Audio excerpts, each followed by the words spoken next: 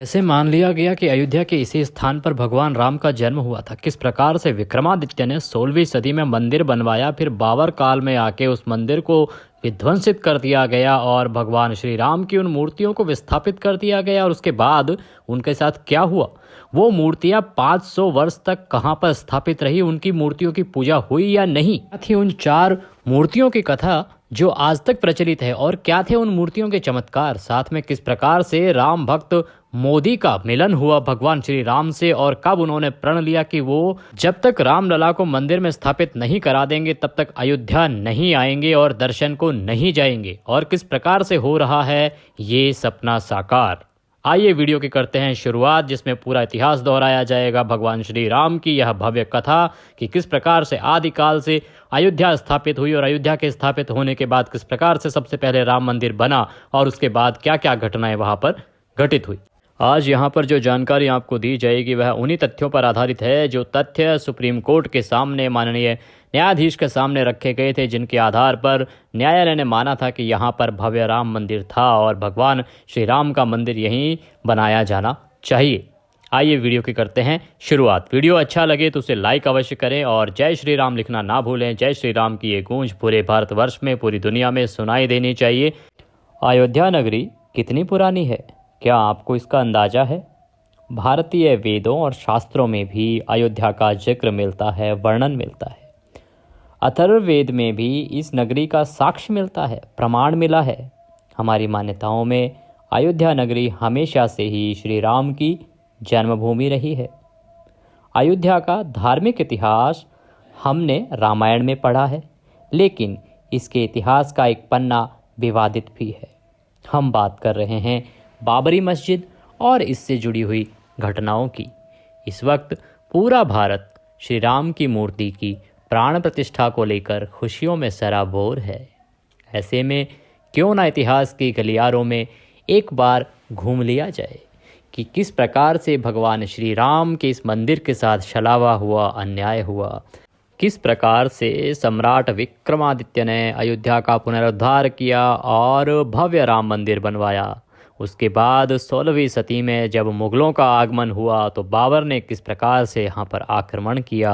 आज हम उन तारीखों की बात करते हैं जिन्होंने मौजूदा समय में राम मंदिर का स्वरूप निर्धारित करने में बहुत मदद की है। अधिकतर लोगों को लगता है कि यह विवाद 70 सालों से चला आ रहा है, लेकिन इसकी नींव असल में 16वीं सदी में ही रखी गई थी। हालांकि उससे पहले भी अयोध्या नगरी में मंदिर और मस्जिद के विवाद रहे हैं, लेकिन आधुनिक इतिहास को हम साल 1528 से ही देख सकते हैं। जो प्रमाण हैं वो 1528 से ही शुरू होते हैं। 1528 के बाद किस प्रकार से घटनाएं घटित हुई, इसका वर्णन ही हमारे सामने है। यही साक्ष्य हैं जिन पर सुप्रीम कोर्ट ने भी विचार किया था। अयोध्या का विवाद बाबरी मस्जिद से घिरा हुआ है। इसकी शुरुआत हुई थी साल 1528 में, जब बाबर के सेनापति मीर बाकी ने अयोध्या में बाबरी मस्जिद बनवाया। इस मस्जिद को मुगल काल की एक महत्वपूर्ण मस्जिद माना जाता था। वैसे बाबरी मस्जिद का मॉडल दस्तावेजों में भी मिलता है। जैसे साल 1932 में छपी एक किताब अयोध्या अ हिस्ट्री में भी बताया गया है कि मीर बाकी को बाबर ने ही हुक्म दिया था कि अयोध्या में राम जन्मभूमि है और यहाँ के मंदिर को तोड़कर मस्जिद का निर्माण करना होगा। बाबर के सिपाही द्वारा बनाई गई इस मस्जिद का नाम बाबरी रख दिया गया।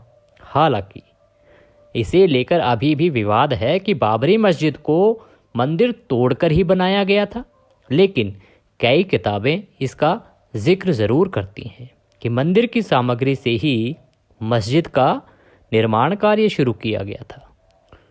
उस वक्त क्या हुआ था, इसे लेकर कई विवाद मिलते हैं। 16वीं सदी से लेकर 1853 तक क्योंकि मुगलों का शासन था तो यह बाबरी मस्जिद स्थापित रही। उस समय मुगल बहुत ही मजबूत थे, ताकतवर थे। 300 साल बाद इसका जो विवाद है वो मुख्य रूप से शुरू हुआ। मस्जिद के बनने के 300 साल बाद इसे लेकर विवाद की पहली झलक दिखाई दी। अब जो इतिहास शुरू होने वाला था वह लंबी लड़ाई के साथ साथ विध्वंस की कहानी भी कहता है। 1853 से 1855 के बीच में अयोध्या के मंदिरों को लेकर विवाद शुरू होने लगे। इंडियन हिस्ट्री कलेक्टिव की रिपोर्ट बताती है कि उस वक्त सुन्नी मुसलमानों के एक गुट ने हनुमानगढ़ी मंदिर पर हमला कर दिया था। उनका दावा था कि यह मंदिर मस्जिद को तोड़कर बनाया गया है, हालांकि इसका कोई साक्ष्य नहीं मिला। सर्वपल्ली गोपाल की किताब anatomy of confrontation, Ayodhya and the arise of communal politics in India, इस पुस्तक में इसका जिक्र है। किताब में यह भी कहा गया है कि उस वक्त हनुमानगढ़ी मंदिर बैरागियों के अधीन था और उन्होंने आसानी से मुसलमानों के गुट को हटा दिया था। तत्कालीन नवाब वाजिद अली शाह से इसके बारे में शिकायत भी की गई। अयोध्या तब नवाबों के अधीन थी और इस मामले को सुलझाने के लिए कमेटी बनाई गई। याद रखें कि ये पहली जांच कमेटी थी जो इसकी जांच करने के लिए बनाई गई कि यहाँ पे मंदिर था या मस्जिद। उस कमेटी की जांच रिपोर्ट जो थी वो बहुत चौंकाने वाली थी। उस रिपोर्ट में सामने आया कि वहाँ कोई मस्जिद थी ही नहीं। उस वक्त नवाब वाजिद अली शाह ने हनुमानगढ़ी मंदिर पर एक और हमला रोका था।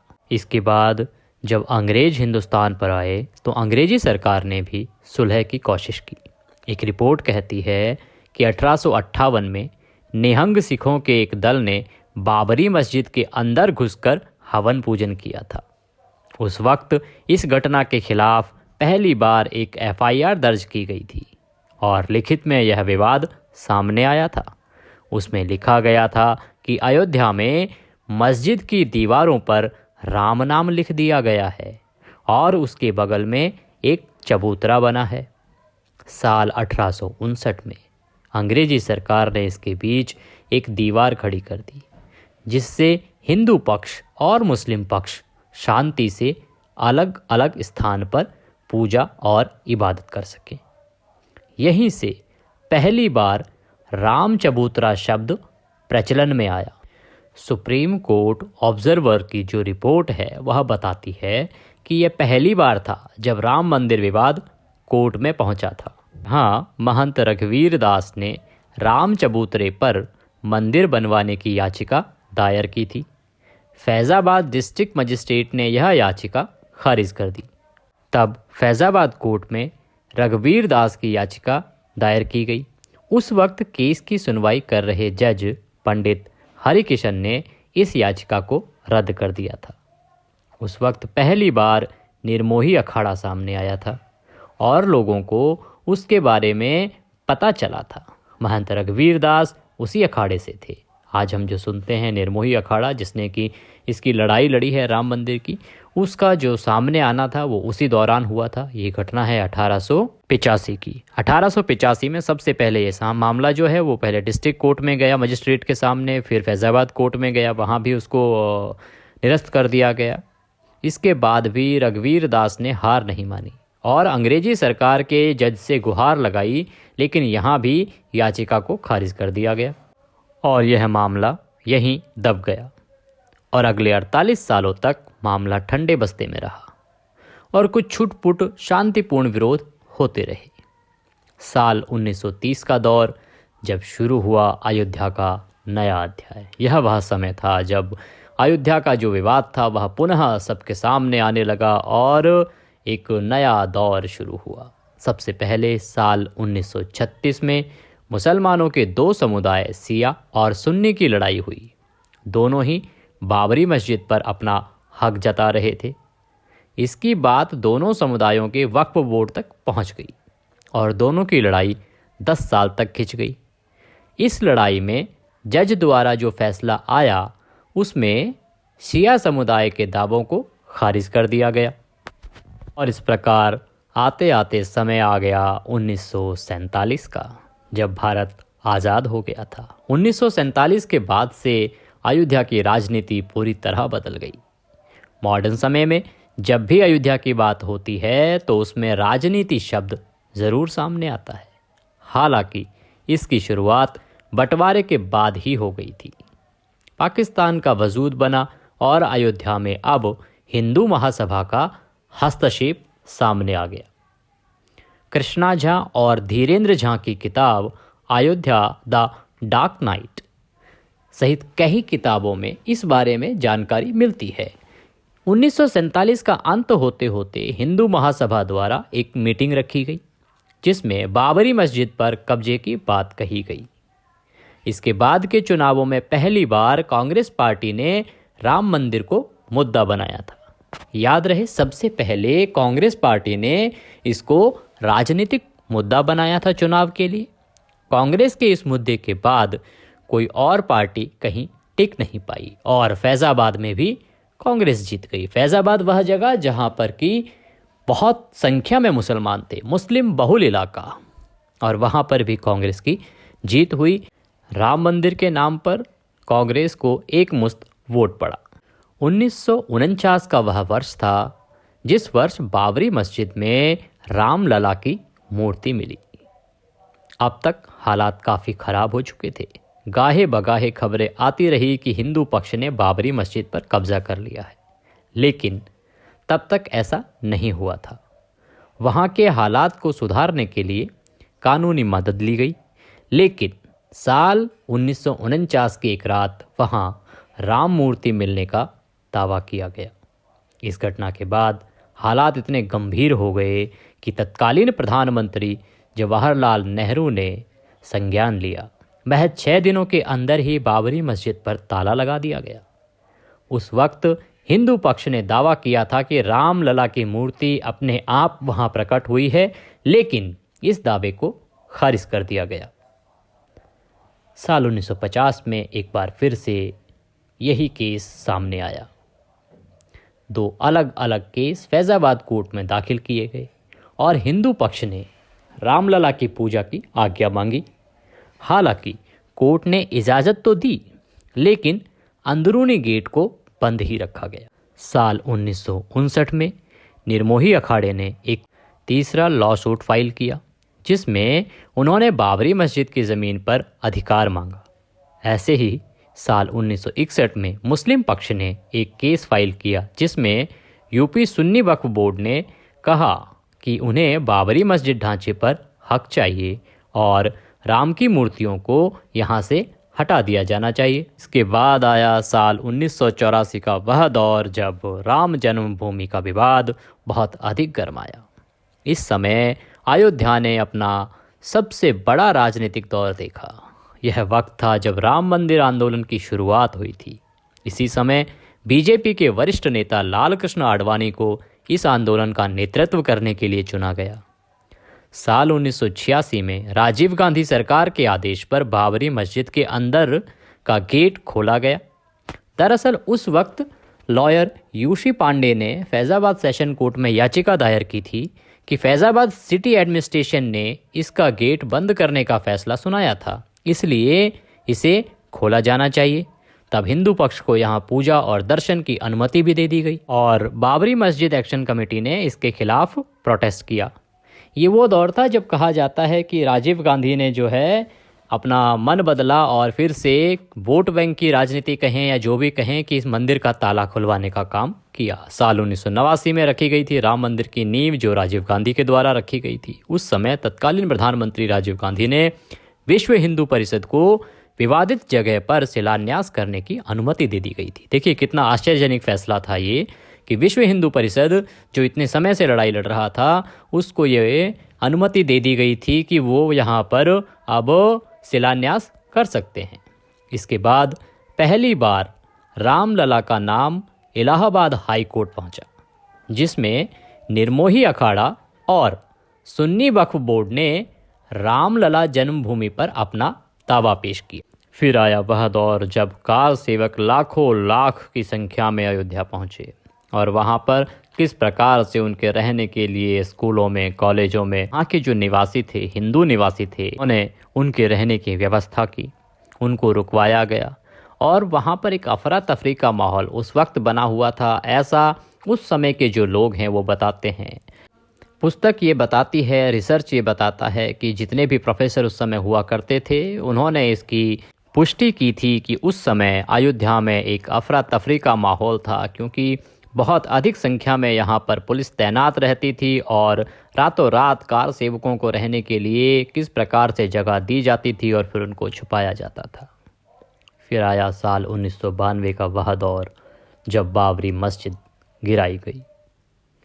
6 दिसंबर 1992 का वो दिन जब बाबरी मस्जिद को गिराया गया था।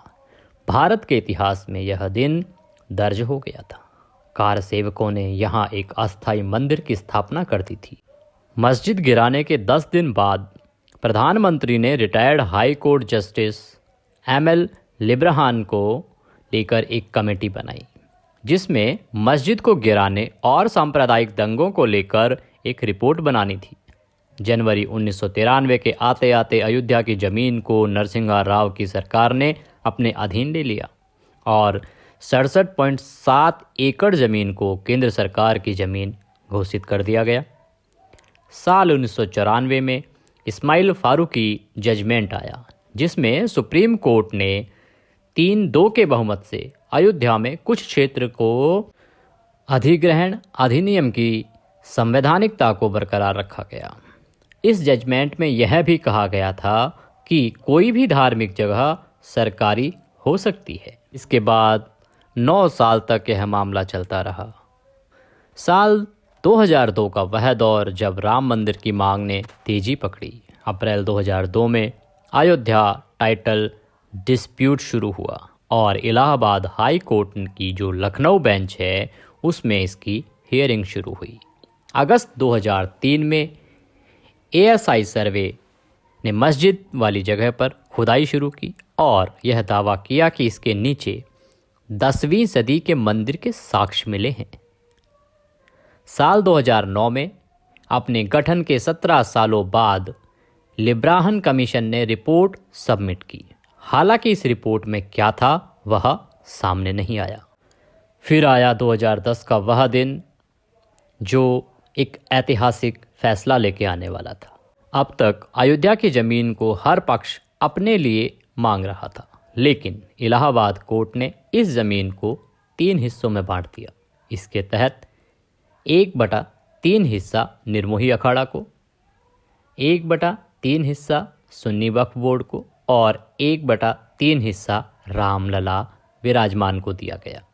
इस फैसले ने पूरे देश में विवादों को जन्म दिया। इसके खिलाफ एक बार फिर से याचिका दायर हुई और साल 2011 में सुप्रीम कोर्ट ने इलाहाबाद हाई कोर्ट की रूलिंग को रोक दिया।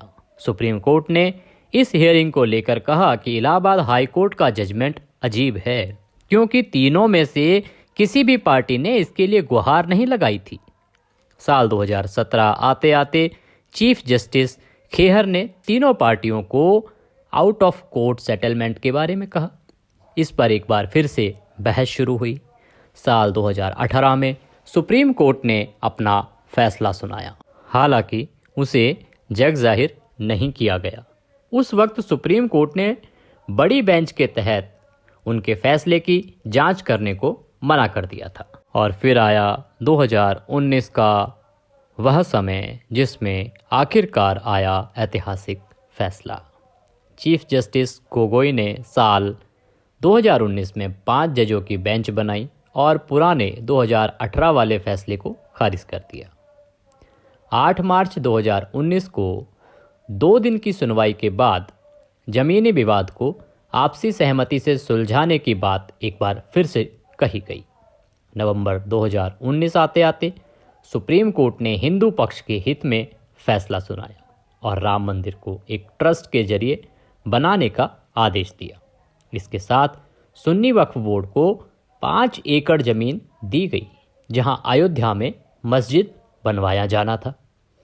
दिसंबर तक इस मुद्दे पर कई पिटीशन फाइल की गई और सुप्रीम कोर्ट ने इस मुद्दे को खारिज कर दिया। फरवरी 2020 को श्री राम जन्मभूमि तीर्थ ट्रस्ट की स्थापना हुई। लोकसभा में प्रधानमंत्री नरेंद्र मोदी ने इसकी घोषणा की। सुन्नी वक्फ बोर्ड ने 5 एकड़ जमीन को स्वीकार किया और अगस्त 2020 में प्रधानमंत्री नरेंद्र मोदी ने राम मंदिर का शिलान्यास किया। मंदिर से कुछ दूरी पर जो 5 एकड़ जमीन दी गई है, उस पर नई मस्जिद बनेगी और यहाँ पर भव्य राम मंदिर बन रहा है, जिसमें भगवान श्री राम की मूर्ति की स्थापना प्राण प्रतिष्ठा 22 जनवरी 2024 को प्रधानमंत्री नरेंद्र मोदी द्वारा की जाएगी। सभी राम भक्तों को जय श्री राम। बहुत शुभकामनाएं कि हमारे प्रभु राम का, हमारे आराध्य देव का मंदिर बनकर तैयार हो रहा है। प्रभु श्री राम 22 जनवरी 2024 को अपने महल में, अपने मंदिर में स्थापित होंगे, विराजमान होंगे। ये थी जानकारी अयोध्या मंदिर विवाद की कि किस प्रकार से आदिकाल से यह विवाद शुरू हुआ और यहाँ वर्तमान में किस प्रकार से यह निपटाया गया। आप स्वयं निर्णय ले सकते हैं कि क्या ये फैसला सही था, क्या यह गलत था, क्योंकि हमने जो जानकारी दी है ये वही फैक्ट हैं, वही तथ्य हैं, वही सबूत हैं जो कि न्यायालय के सामने रखे गए थे, जो खुदाई में निकले हैं। तो ये जितनी भी जानकारियां हैं वो ऑथेंटिक जानकारियां हैं। उसके अनुसार आप अपना निर्णय लीजिए कि ये क्या सही हुआ, क्या गलत हुआ। आशा करते हैं हमारे द्वारा दी गई जानकारी आपको अच्छी लगी होगी। भगवान श्री राम कि इस मंदिर के लिए कमेंट बॉक्स में एक बार जय श्री राम अवश्य लिखें। वीडियो को लाइक करना ना भूलें और इसी प्रकार की अन्य जानकारियों के लिए जुड़े रहें। चैनल अगर अभी तक सब्सक्राइब नहीं किया है तो देवभूमि चैनल को सब्सक्राइब अवश्य कर लें। जय श्री राम।